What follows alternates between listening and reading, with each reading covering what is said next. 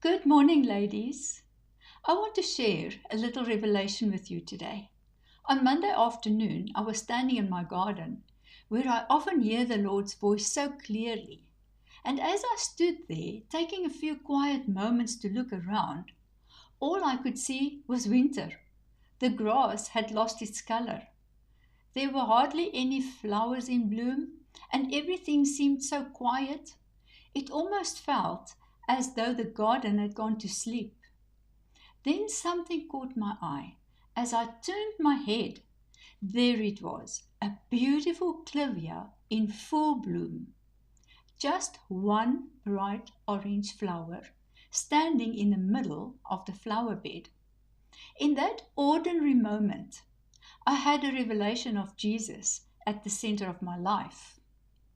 And he started reminding me what it truly means to keep him at the center of my life. As I looked at that flower, I felt him whisper a question to my heart. What makes something flourish even when the season is difficult? The answer wasn't the weather, it wasn't the circumstances, it was where the plant was rooted. Immediately, I thought about our own lives. Sometimes we look around us and all we can see is winter. We look at our circumstances and wonder why nothing seems to be changing. We wonder if we are growing at all. But God often does His deepest work beneath the surface when no one else can see. Roots grow long before flowers appear. Paul understood this when he wrote in Colossians 2 verse 6 and 7. Just as you received Christ Jesus as Lord, continue to live your lives in Him, rooted and built up in Him, strengthened in the faith as you were taught, and overflowing with thankfulness. Notice what Paul doesn't say. He doesn't tell us to try harder.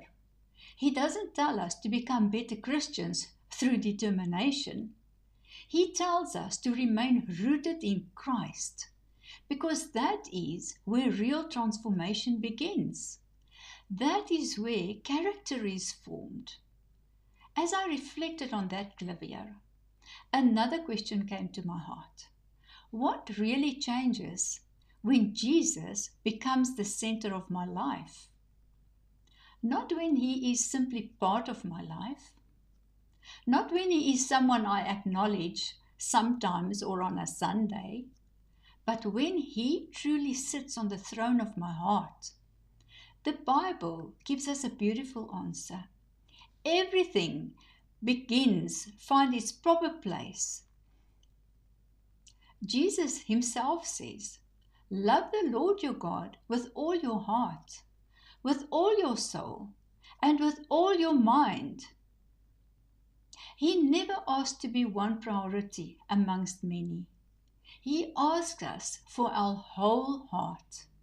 When Jesus becomes my first love, obedience stops feeling like an obligation, and it becomes the natural response of someone who loves Him. When Jesus is at the center, my decisions begin to change. Instead of constantly asking, what do I want? I begin asking, Lord, what do you want? Proverbs tells us, trust in the Lord with all your heart, and He shall direct your paths. When He has my heart, He also directs my steps. My priorities begin to change. Jesus said, seek first the kingdom of God and His righteousness. Notice, He didn't say, seek me when everything else is finished. He said, seek me first. When Jesus is first, everything else finds its rightful place. When He is at the center, peace begins to replace anxiety. Isaiah says, you will keep him in perfect peace whose mind is stayed on you. Our circumstances may not change overnight, but our hearts do. Our confidence is no longer in our situation. It's in our Savior. When Jesus is at the center, even our words begin to change. Jesus said, "Out of the abundance of the heart, the mouth speaks." Whatever fills our hearts eventually comes out through our lips. If my heart is filled with fear, fear will come out. If it is filled with anger, anger will come out. But if Christ fills my heart, His grace begins to overflow into my words, my attitudes, and my relationships. Even my identity changes. Paul says in Galatians, "It's no longer I who live, but Christ who lives in me." What a remarkable statement. Paul doesn't say, "I've added Jesus to my busy life." He says, "My whole life now belongs to Christ." That is the difference between making Jesus part of my life and making Him the center of my life. One of my favorite verses is Colossians 1 verse 17. He is before all things, and in Him all things hold together.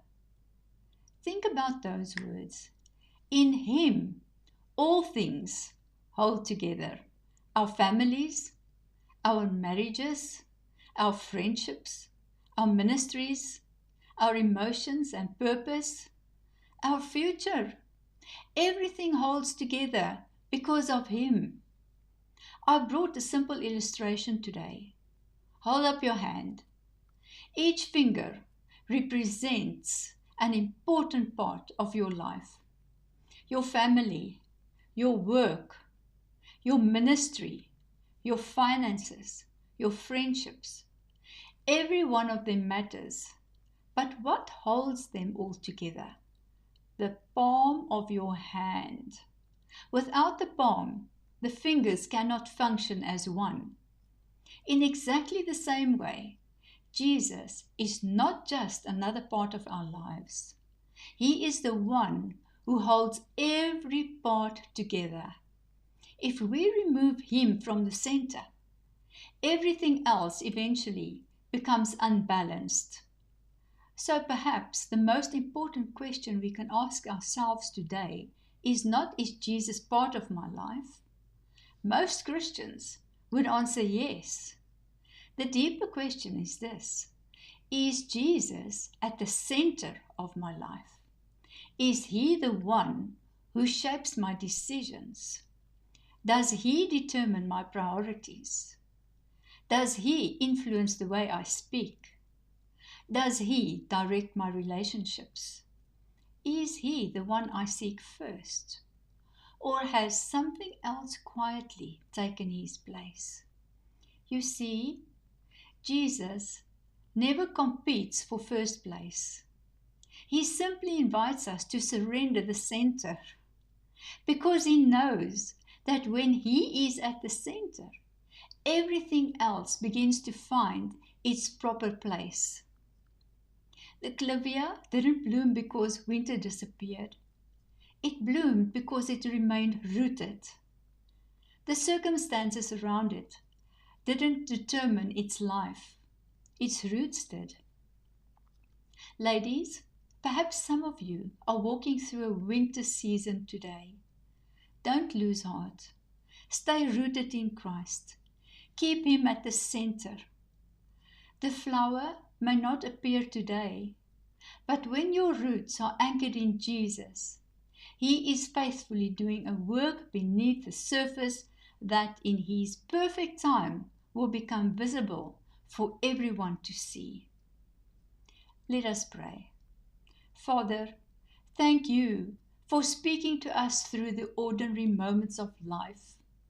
Thank You that You never ask us to carry the weight of changing ourselves. Instead, You invite us to remain rooted in Your Son.